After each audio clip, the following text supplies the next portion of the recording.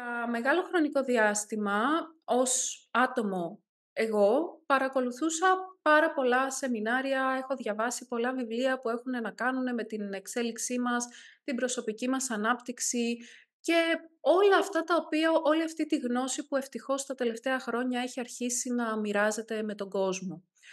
Και έχω παρακολουθήσει πολύ ωραία σεμινάρια, συνεχίζω να παρακολουθώ, έχω διαβάσει πολύ ωραία βιβλία. Έβλεπα ότι σε ένα σημείο όλη αυτή η γνώση και όλες αυτές οι ιδέες που έπαιρνα σταματούσαν.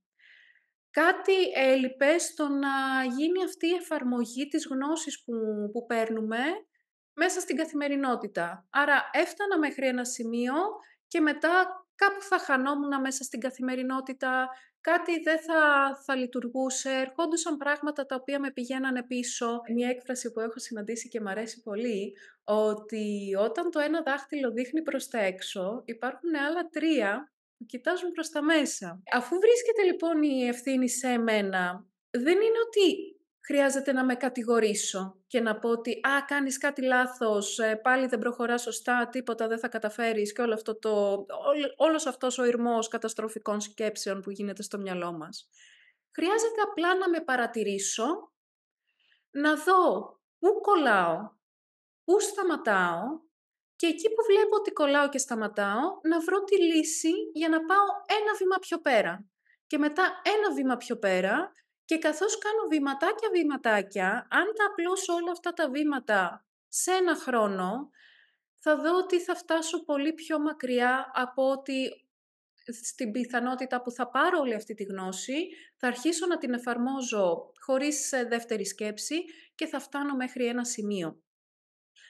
Έτσι λοιπόν άρχισα να ψάχνω και να βρίσκω τους τρόπους που θα με βοηθούσαν να τα βάλω όλα αυτά ενεργά μέσα στην καθημερινότητά μου και μέσα σε ένα ολόκληρο έτος. Γιατί μπορεί να τα βάζουμε όλα σε ένα ολόκληρο έτος, αλλά μπορώ να ξεκινήσω οποιαδήποτε στιγμή της ζωής μου το επιθυμώ.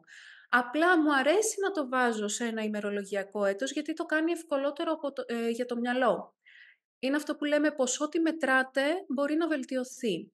Άρα, αν εγώ ξεκινήσω 1η Πρώτου μιας χρονιάς και μετά 31 Δωδεκάτου της ίδιας χρονιάς κάνω τον απολογισμό μου, μπορώ ευκολότερα να δω τι μπορώ να κάνω καλύτερα την επόμενη χρονιά.